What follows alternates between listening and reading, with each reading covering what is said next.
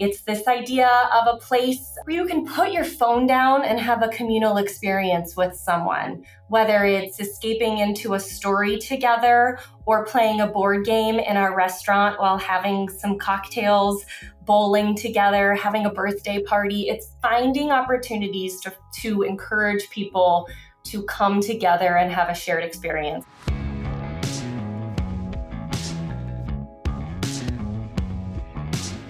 This is the Box Office Podcast. I'm Daniel Loria from Boxoffice Pro, the pulse of theatrical exhibition.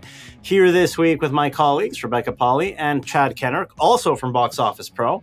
Bobbie, Brittanie, and Brock Bagby joining us to celebrate the Centennial anniversary of B&B Theatres. They're going to be receiving a special commemoration of that anniversary at ShowEast next week. And ShowEast is going to be kicking off in Miami, Florida once again, this time from October 21st through 24th. And if you're attending ShowEast, our colleague Patricia Martin, which heads up our sales division here on the media side of what we do, she'll be attending ShowEast for us. Please catch up with her. You can find the print issue there in Miami. You'll be able to see it because we've got on the cover the new Angel Studios release coming out this Christmas. It's Homestead, wonderful cover. And a big thank you to our partners over at Angel Studios for sponsoring not only the magazine, but also this episode of the Box Office Podcast. We'll be having a nice shout out from them later on today. But before we get to all that, it's nice to get back, guys. I was in France last week for some management meetings with our parent company. The lights are still on. We're still good. What did I miss? I think you probably missed doing tourist fun type stuff in Paris during all these meetings. I was in an office building, those like white lights on the ceiling. What do you call them? Oh, yeah. Fluorescent lighting indoors. Nothing like going to Paris to stay in an office from like 8 a.m. to 6 p.m. for a whole week. Here you missed the biggest box office upset of the year. I think that's fair to say with Terrifier 3. Is it fair to say? Yeah, ever? Is that like, we have to start with that because Terrifier 3 ended up being the number one movie in the United States, a sentence I don't think any of us could have predicted would happen. I think we flagged that fairly early on compared to other We were outlets. one of the first, if not the first publication to say, hey, this is tracking to be number one. Of course, that's more to do with Joker 2 completely missing the mark. Joker missing the mark and other studios not really scheduling so much because they assume, second week of Joker, right. We're not going to And Terrifier 3 came in and ate up all the business because, when audiences, I think as we said on the podcast in the past, if they thought they were buying a ticket for a transgressive, edgy movie with a killer clown in it, that really wasn't the type of movie that Joker 2 was. Well, they got their money's worth with Terrifier 3. It's something that I think, I'm going to describe it in this terminology. I don't think our friends at Cineverse, the distributor, would mind if I call Terrifier 3 a disgusting little movie. Because I think that's what it wants to be. Yeah, it's very much a self-branded disgusting little movie. If they want to use that quote from you on the DVD cover or something, but I don't mean that despectively. I legitimately. I legitimately don't mean that despectively. I think if I were to describe it to someone that doesn't know what Terrifier 3 is about, I would say, well, it's a disgusting little movie. And if you're interested in watching a disgusting little movie, that's what it does. It little in the sense that it's an independent production, that it really does not buy into, let's say, the Blumhouseification of the horror genre. It is disgusting because it's gross, the level of gore that's involved in it. It is hardcore horror hound, and it's the sort of things that typically you would think of that sort of thing as being so niche that it would maybe go to Shudder or to another streaming platform. Exactly, yeah. So awesome that Terrifier 2 did so well and became famed for the movie that was making people vomit and pass out which even if it's not true, God bless, because that was the mythology helped here. The mythology helped, and it helped lift this tiny movie. If you do vomit or pass out, you can call the official Terrifier complaint line today. I did not know this existed. So we have another hotline. We had this with Long Legs. What's the deal with this Terrifier complaint line? I love this. Yeah, you can leave a message. The number is 772-TERRIFY. And you can call it and leave a message with all your complaints. I hope they send you a couple free passes to see Terrifier 4. when it comes out. Yeah, it has to come out at this point. Maybe Terrifier goes to space in the next one. We've been wondering about that. But great result there. And again, when I use that term, discussing little movie, I say it because it's something that the Terrifier franchise wears with pride. It's an independent It's a complimentary movie. term. It's gross. It doesn't want to be mainstream, but it was able to get to that number one spot with great grassroots marketing, with an opportunity in the schedule, as you noted, Rebecca, and also with knowing what it wanted to be and delivering on that. How many movies have we had this year that they kind of hide the fact it's a musical? Or they kind of, they kind of market it a certain way and it doesn't really deliver. No, Terrifier 3 was built on the premise of you get what you pay for. And I think the audience it turned out really made it the success that it is. Now, you don't get to 18 million without the support of major circuits. And that's what we had. We had major circuits supporting the film. And I don't think we get major circuits supporting this film without two things. One, the end of the VPF agreements, the end of the virtual print fees. This is something that in 2019, Rebecca, we were saying a lot. Hey, these VPF terms are coming to an end. It's going to really widen the scope of what what exhibitors are able to kind of take a chance at screening. Yeah, absolutely. And the fact that they've been able to take advantage of that, and not only them, you've seen other folks like Fathom Events come in and really grab more screens than maybe they used to in the past, or even something like Angel Studios, Showbiz Direct that we saw from our colleague Kevin Mitchell earlier this year. You see these upstart distributors taking advantage of that screen availability, and also the fact that we don't have as many wide release titles as we used to. So you have these opportunities for smaller distributors with quote unquote niche movies to get a wider audience base. That's what Terrifier 3 delivered on. And these don't need to be $30 million opening weekends. It can work in kind of that in-between space. If you have limited resources, you can do a really smart marketing campaign. The cast was all in on social media. You have like a Call of Duty tie-in. Really, really smart in terms of marketing. Speaking of Daniel, I think one of our favorite marketing campaigns from the last couple of years has made a return. I think you're bringing up like background actors dressing up as smile characters from Scrappy Studio Paramount. But really, it is a really. Hey, we need to make light, but yeah, let's remind our listeners about this. So when the first Smile movie came out, what was it, a couple of years back? There was a very good sort of grassroots marketing campaign for the movie where, in the middle of the baseball playoffs, I think it was the baseball playoffs, maybe it was the season, Paramount just bought really good baseball tickets and gave like fluorescent yellow t-shirt to background actors to do the creepy smile. And it worked perfectly. Now this because time people didn't realize that it was a promo at first. They were just like, what the is what's going on? Right? Yeah. And then, you look it up. And this year I saw it firsthand because the Mets are still going, baby. October baseball. Well, I didn't hear about that. I was from France. I don't know. I have no idea what you're talking about. The Mets. So as the Mets are getting completely beaten to a pulp by the Dodgers in game one of their series or in LA. game two, which we won. Oh, okay, we don't have to bring up that game. So in the first game that they lost, right behind the hitters, you had two of these extras with the fluorescent yellow t-shirts doing the creepy smile until, I don't know if you guys caught this, there was like a foul ball and like the ball went like dangerously close to those guys. One of them flinched. One of them stayed in character. One of them flinched. Definitely like didn't want to get hit by the ball, kind of broke concentration. But that made us talk about it this year. Yeah. And I'm seeing some on social media as well. There's some creepy neon yellow clad people smiling in Times Square. I mean, this is just really a brilliant campaign. It doesn't have to cost so much. It's high concept. It's a great concept. It looks like the movie from the trailer. It's like it's giving people more of what they want. By the time this episode comes out, the press screening in New York will have happened. So we'll be seeing some of those reviews come out and get a sense of what the word of mouth is going to be like. Because we still have half a month before Halloween hits. And of course, after that, horror movies tend to not do as well. Just as you noted, Daniel, a lot of competition from holiday stuff, awards stuff. And October is the month for people who want to see movies about creepy, smiling things, clowns or not. Yeah, why not? And good for them. Now, in terms of ticket sales, we do have to say that scary clowns and smiling jesters aren't the only things either working or not working in the box office. There are movies outside of that niche. Chad, great news from Universal here. Those Wicked's pre-sales looking great. Great 6 weeks ahead of release. Yeah, I don't think it'll be any surprise to our listeners. I'm really excited about this film, and Fandango just announced that it's the #2 first day ticket pre-seller of 2024, only behind Deadpool and Wolverine. Which is, no one was catching up to that one, so that's... Right. Yeah. Right. But it is also the best PG-rated first day ticket pre-seller of 2024. And the third best of all time. And mind you, we Frozen had 2. Inside Out 2 break all those records. Now, I'm not suggesting this is going to be a hit at that scale.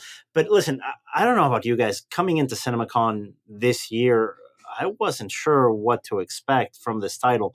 Chad, something you mentioned after last year's CinemaCon was how excited you were about all of the practical elements going into the movie. And then that Super Bowl trailer comes in and like, hey, wait a minute.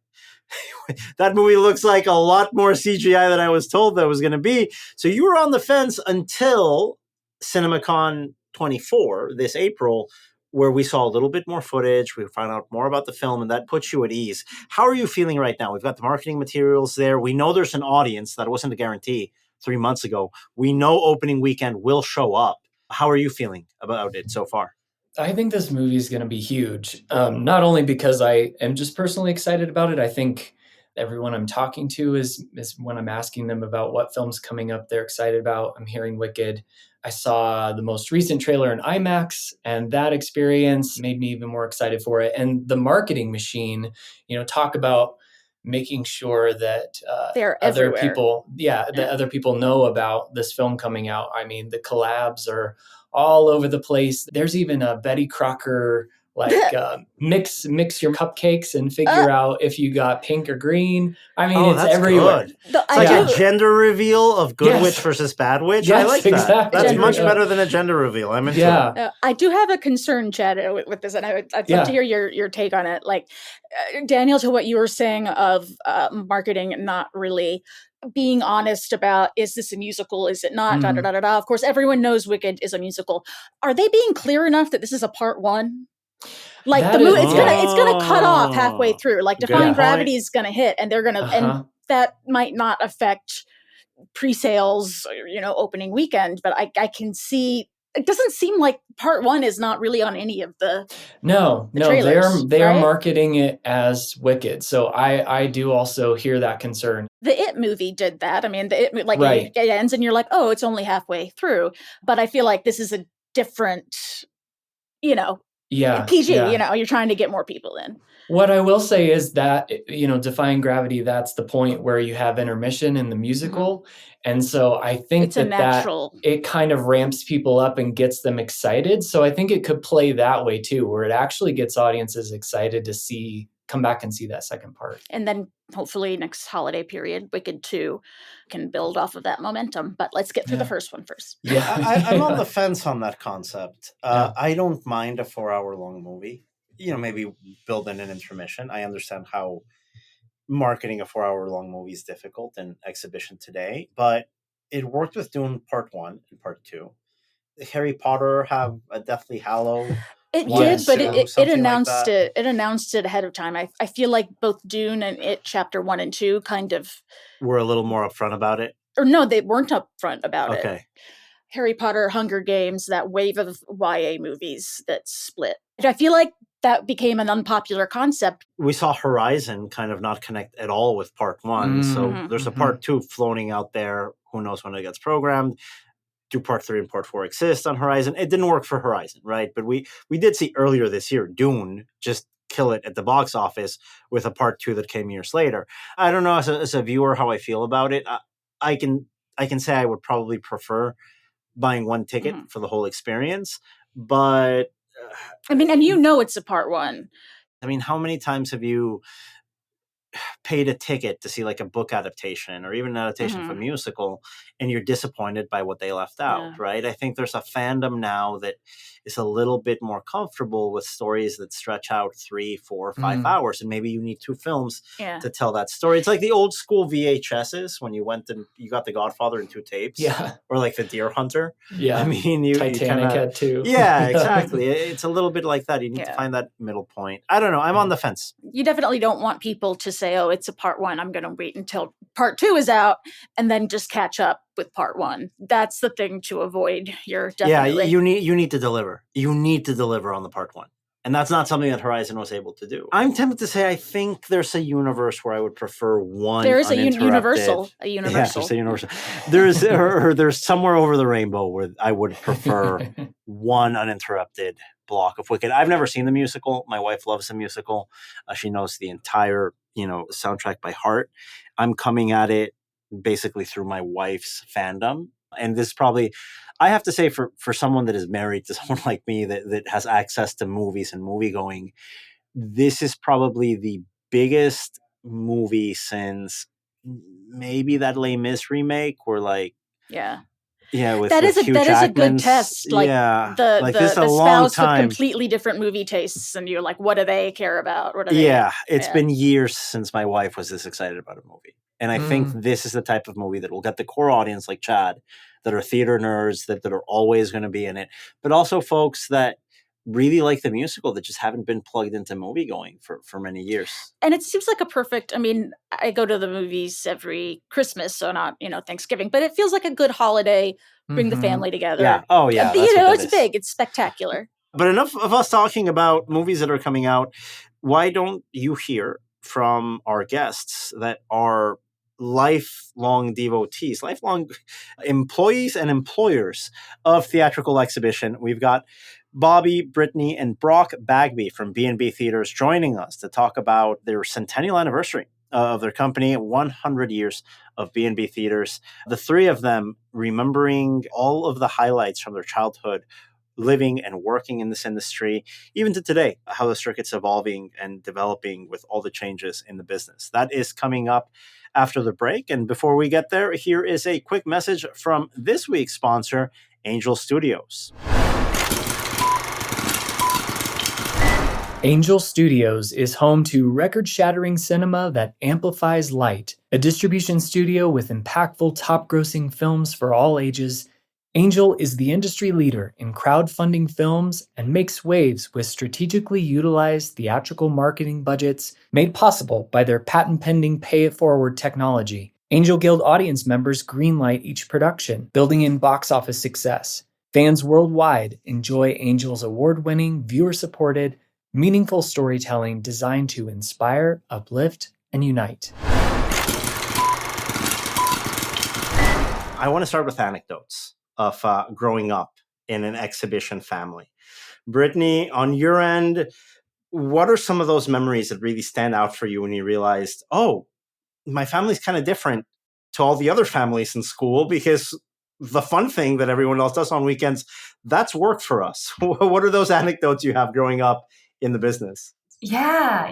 Oh my gosh, we have so many fun memories of growing up. I'll tell you one story that always comes to mind, and I'm sure it comes to mind for Bobbie and Brock too, was when the live action 101 Dalmatians came out. It was at a time that we had kind of been through a dry spell. Things were, you could tell my family and my grandparents were a little nervous. And then that movie hit. And it overperformed our expectations. And my family got together with my grandparents, and we had this big celebration to celebrate how successful that movie was. And it was this wonderful, joyous moment that I don't know why, but it's become this core memory moment of how this family celebrates wins together, and coming together and celebrating and needing to go to my grandparents and be in person with them to celebrate the moment is definitely one of those core memory moments. But we as a family are as cheesy as they come, and it really is real. That is our family. We're incredibly cheesy.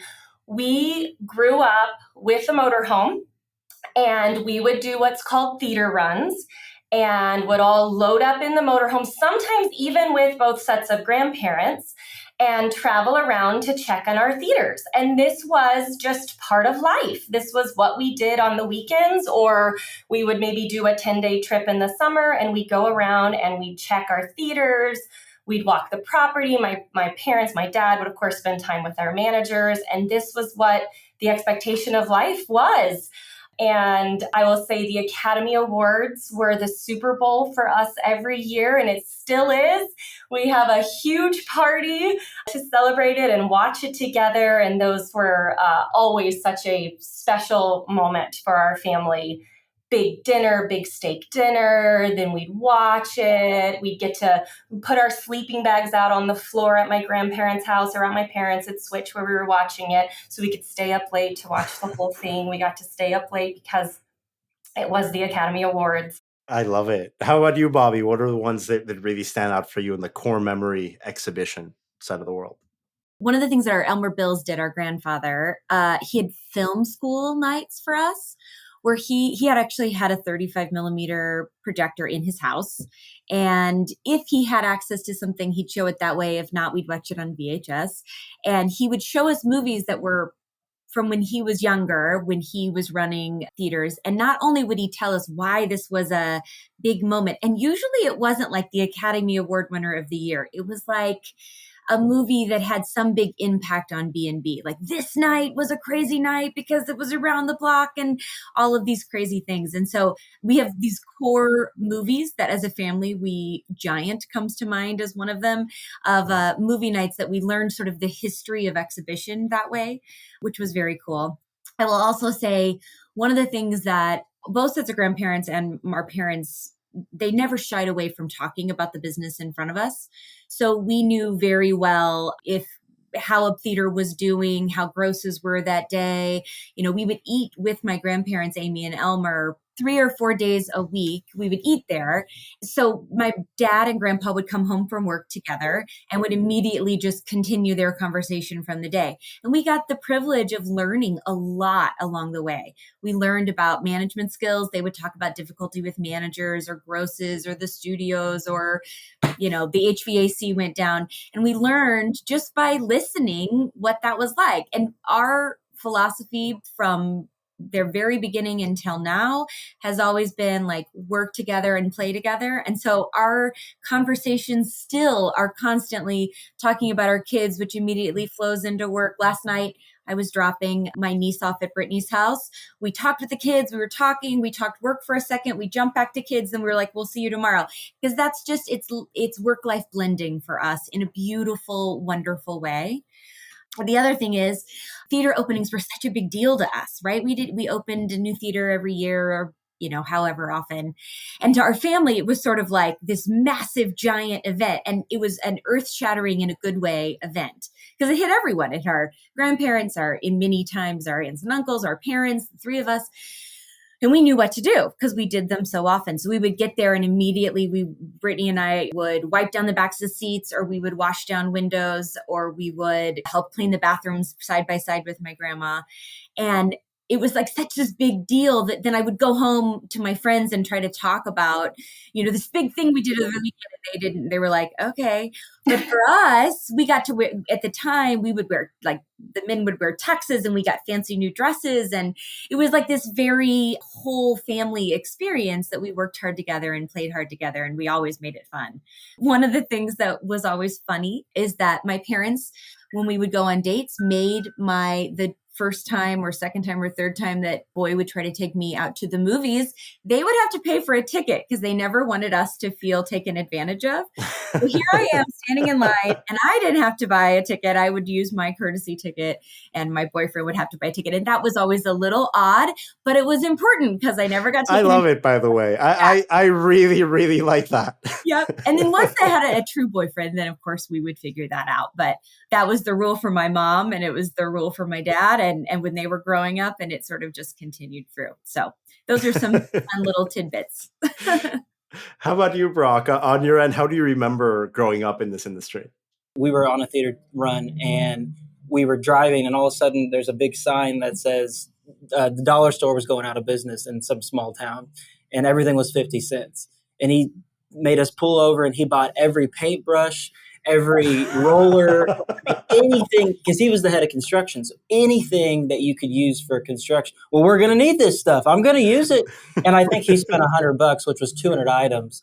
And at the time, you know, again, I'm 7 years old. Oh my gosh, you know, he's so rich, you know, and he used it all. You know, he ended up using it on the next project. So those are not necessarily theater related, but they were part of those road trips. And I think those are pretty cool memories that really stuck with me. Another one was on my birthday was always when Disney released the Big Kid title. My birthday is June 21st. And there were years where it was always, they've kind of moved it up to Father's Day weekend, but sometimes it still moves back to that 20th, 21st date. So when I was young, we went to Pocahontas, the premiere in St. Louis at the Fox Theater, which is just a gorgeous building.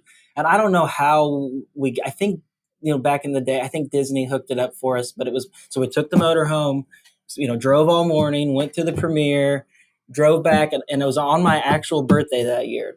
And as we were driving back, they start giving me gifts, and it's all the Pocahontas toys, and I just have this great memory. And then, of course, my friend party was Pocahontas party that year. So it's just a great memory. And then in terms of the business side, Jungle Book was what the cousins loved. So Grandpa had a 35 millimeter print. This is my mom's dad, Elmer. And just about every time we got together, we begged for it, and he threw it on, made us popcorn, and that was pretty cool. And then really at like 12, I started really being fascinated with grosses, and to a point where I kind of became a Rain Man a little bit. I still can, like, you can name pretty much any theater in any market we're in that's not ours, and I can tell you what it grossed last year. And that started at a really young age, and I'm already not meaning to, but instilling that in my 6-year-old who's checking grosses daily. And Daddy, Red Oak's not number one today. What are we going to do? And I'm like, okay, well, their late shows are good. They'll move up to number one. I promise you. So those are just a few tidbits. CinemaCon, which was ShowEast, I was 7 my first CinemaCon, and I got to meet all the celebrities pre 9/11. So I mean, they just mingled with you. And I remember Adam Sandler, who was very young still at that time, dropped the F-bomb in front of me. And I was like, and we go running back to my mom, like, oh my God, and she's like, well, maybe we shouldn't have brought you to Vegas yet. Just wait a little bit. Yeah. All right, I'll stop. I love this. No, this is fantastic to dive into these details of you guys' background. Is wonderful. In terms of a paycheck, what was your first job? And then the follow-up question to that is, when did you realize you wanted to make a career out of it? I at first did not think that I wanted this to be my job, and I found my own path. But my first job for B&B was at 16, working in the concession stand. And what I love is that our CFO, who's sitting right on the other side of this wall, was my general manager. And we now work CFO, COO together, but he was the general manager of the theater, and I worked for him. And I would, work behind the concession stand, popping popcorn. And he always laughed at me because I would start scrubbing and cleaning because it was mine. It was something I cared about, and I wanted to make sure everything looked really good. Then I actually fairly quickly moved from working in the theater to in the office, and trying to kind of did my path in the corporate office. I started auditing locations, doing their weekly paperwork. I moved into the inventory side, started helping with buying concessions and that piece. That's kind of where my trajectory went. But through high school, worked in the theater some and worked in the office some, helping file paper, like file files, that kind of work. But I actually have 2 degrees. I have a master's in music, and I thought I was going to go classical music path. And it was during undergrad where I had fully separated myself from the company, and I wasn't working for the company. I was in another state doing my schooling, that I went, wait a minute, what am I doing? I don't feel like me not being a part of the company. I miss caring about the grosses. I miss what movies are coming out. This is in my blood. This is who I am. So I ended up adding a business degree to my college, to my undergrad. I went on and did my master's, but I started working for the company from junior year of my undergrad all the way through my master's, was continuing to work for the company, knowing that this was my path and this is where my blood and my passion. And so what I think is so beautiful about my family, there was not an expectation that we were going to come into the business. They encouraged us to pursue our goals, our hopes, our dreams. And we all kind of found our own path back to the company in a different way. But there was never an expectation that any of us were going to join the company. They allowed us to do that on our own. And as a result, I think we all found that passion on our own, and there was never the pressure for it. How about you, Bobbie? Do you remember your first paycheck job in the company and when a job turned into career, when that was for Sure, you? absolutely. Well, a sort of paycheck job was my great grandma used to work at the Lyric Theater, our very first theater in Salisbury, Missouri. And my parents were like, you should start a studio. Here I am, 13. And I was like, okay. And because my parents were always like, you can do this, I full on started a dance studio. My mom attended the classes, but she didn't have anything to do with it. Dad taught me how to do the books. I kept track. I had a bank account. I did all of the things. I had 100 students by the time it ended. Brittanie helped me with that as she got older. And so my parents have owned many, many businesses on the side, have always done that. And so I think all of us, it didn't occur to us that maybe that was odd, but it taught me a lot. It taught me a lot about guest relations and dealing with customers that were mine, booking events, making newspaper ads, making t-shirts that people had to wear. So that was my first true job. And I ran that through high school. And I was answering phones at the office. I have lots of very vivid memories. And I was getting paid through B&B from that. Just helpful. We were always just a part of stuff. That didn't really continue. Once we hit 16, we were legal. And so we started getting a paycheck from B&B. But then in college, I made phone calls to managers. So between classes, I would find an empty room and sit down. And one of my jobs was to schedule a call with our managers just to check in. I was enough removed and young enough that people opened up to me in a really big way. I'd ask, how is your relationship with your DM? What's the most frustrating part of your job? What's the best part of your job?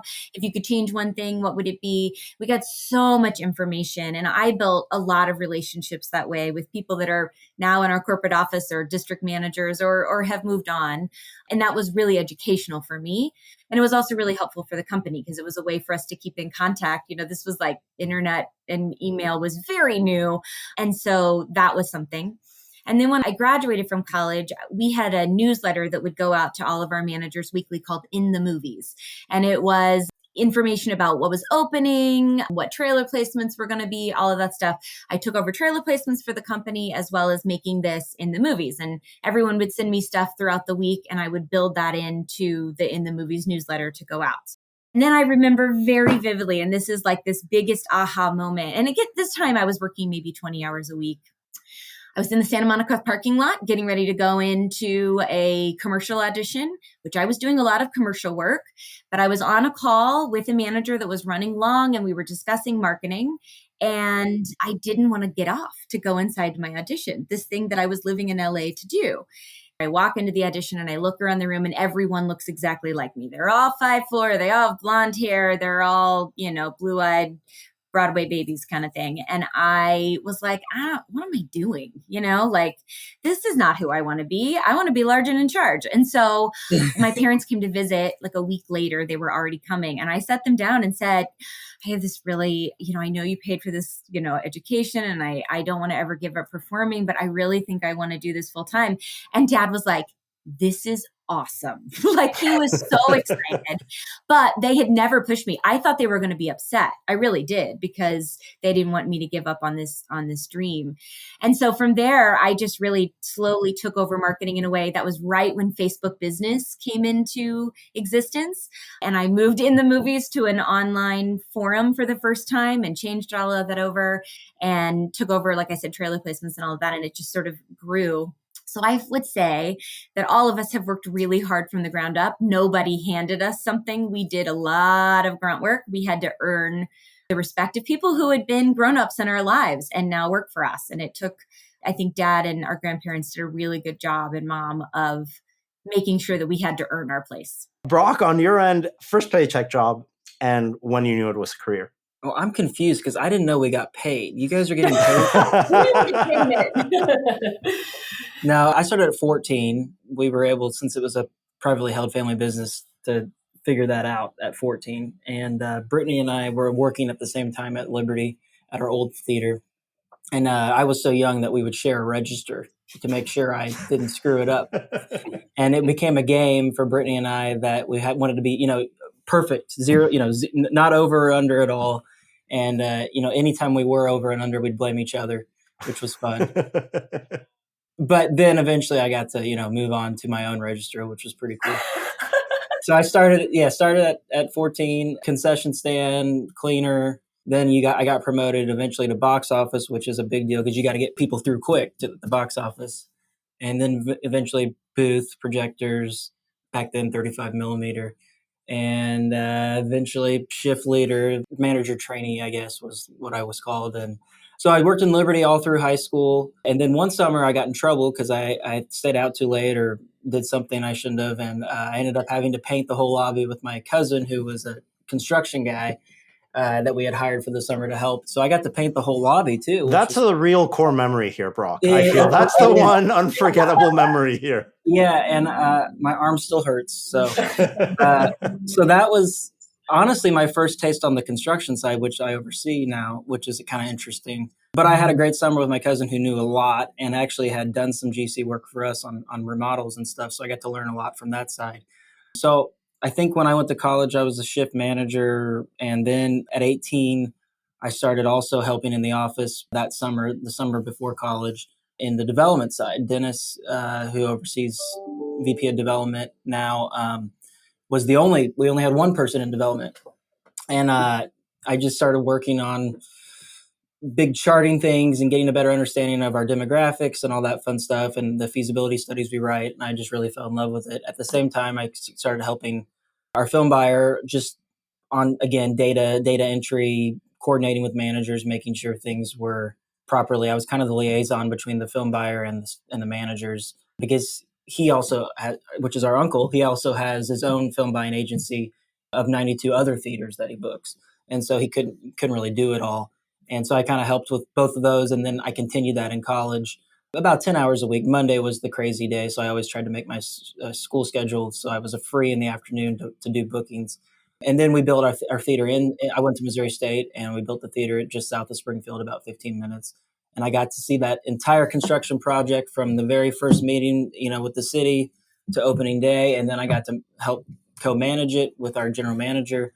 Then at that point, I was the manager in training and also doing the booking stuff and development stuff on the side. And by senior year, no joke, I was working 40 hours a week and going to school. And now the development side, we have 7 people, and the programming side, we have 6 people. And it's just amazing how it's all grown. And then recently, in the last couple of years, I picked up the facilities maintenance, sight and sound as well. So, and it kind of goes hand in hand. I'm building and remodeling these theaters. I know everything we put in, so it makes sense on the maintenance side to go, yeah, I remember that's this seat cover, that's this, this ice machine we put in. It kind of ties in, and it's kind of full circle, which is fun. What I love so much about my job is I get to get it to fruition, get it open, and hand the keys, to Brittanie and her team.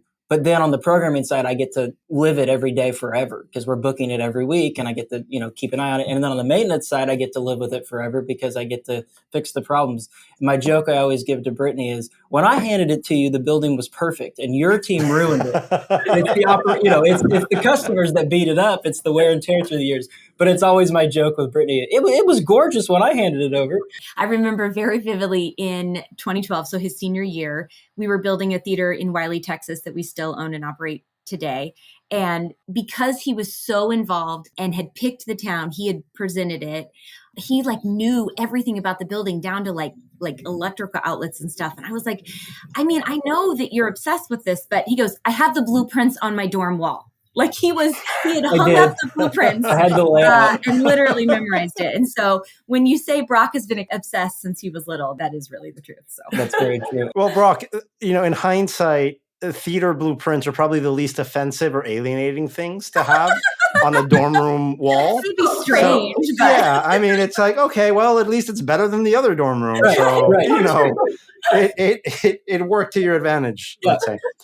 So what does the future hold now that we're finally, all of the big speed bumps of the pandemic and the strike, now that we're finally have a little bit of daylight between us, what's that next dawn look like for B&B, Brittanie? I think we are all so very bullish on the future of exhibition and the future of our industry. And, this summer only further proves the excitement and that people have about going to the movies and having an experience.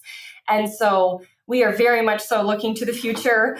We think that Innovation is a big part of our core values. And so we're always looking for new opportunities. There are lots of different concepts that Brock and his team are looking at that we are experimenting with, putting in our buildings and finding great success with them. Premium format, I would think absolutely is a big part of our future. People are seeking it out. But premium format is ScreenX, it's 4DX for us, MX 4D. It is finding new ways to watch a movie that get people off the couch and maybe get them off the couch not just once, but they return to experience the same movie in a different concept. And I think that's one of the things that we find so exciting in our buildings is finding that repeat business. But it's not just movies. Movies will always be our bread and butter and the core of our business. But these entertainment centers that we've been doing and finding success with, I think are a big part of the future of B&B. It's this idea of a place where you can put your phone down and have a communal experience with someone, whether it's escaping into a story together or playing a board game in our restaurant while having some cocktails, bowling together, having a birthday party. It's finding opportunities to encourage people to come together and have a shared experience. And I think that is the focus of the future for B&B, is creating those magical experiences for our guests, with movies being the center of it, but finding ways that we can bring movies into the restaurant with trivia nights or bingo nights or Jaws night in our bowling alleys where, we have nostalgic movies playing and we're enjoying, bowling experiences. So it's using our core to find innovative ways it's such a return to simplicity in a lot of ways, though. It's that return to community and it's that return to a shared experience with the people you care about. And I think that is our future. How about you, Bobbie? What do you think that next era looks like for B&B? One of our core values is family, and that doesn't mean our family, it does, but it also means the greater B&B family.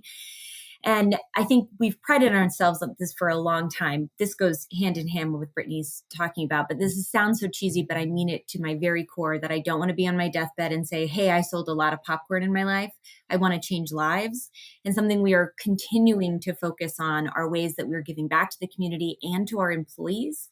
We're really involved with Children's Variety, but I consistently talk to our managers about the special opportunity that they have with having that brand new 16-year-old who's their very first job. It is their core opportunity to change that employee's life. Because as they move on, because not all of them are going to make careers, we hope many, many do, but many of them will go on to have other careers. And we want them to remember, this is how I'm supposed to be treated as an employee. And this is the experience that I'm supposed to have. And I learned customer service and what it's like to stand up for myself, to work hard, and also to be treated with respect.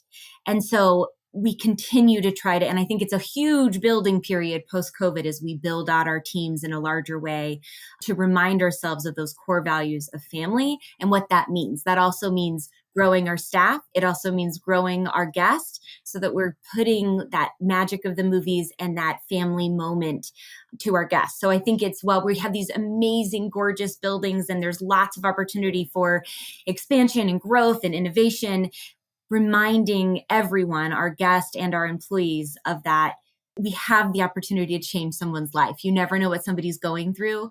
And so whether it's us supporting our staff or exciting our guests, maybe they're having a terrible day and we turn their day around with that special smile. That is something that has to remain a core part of who we are. Otherwise, I don't want to do this anymore. It has to be who we are. I love how you put it. I think it's a big distinction between what we do in streaming in this industry. We generate jobs, not subscribers. And I think that's a crucial distinction on the role we play in people's lives and our communities. And Brock, on your end, what do you think the future looks like? For us, there is no goal of, we want to be the third largest or the second largest. We really don't care about any of that. What we want is quality theaters that are innovative, that are a safe place to come to, and that we're proud of. And if that means in the next 5 years we sell 10 or 15 theaters, great, but we want to continue to add more of these luxury entertainment centers. And I think that is our future. But there's no internal family goal of, we want to be the third. It's not about quantity, it's about quality for us. And to me, that's the future, is to have a chain of profitable theaters that are quality driven, whether that be 10 theaters or 100 theaters. And that was Bobbie, Brittanie, and Brock Bagby from B&B Theatres, now celebrating their Centennial anniversary in business. They will all be over at ShowEast this coming week in Miami, Florida, October 21st through 24th. If you're there, don't forget to pick up a copy of Box Office Pro magazine, and you will hear from us, Daniel Loria, Rebecca Pahle, and Chad Kennerk next week here on the Box Office Podcast. Thank you again for joining us, and we will talk to you next week.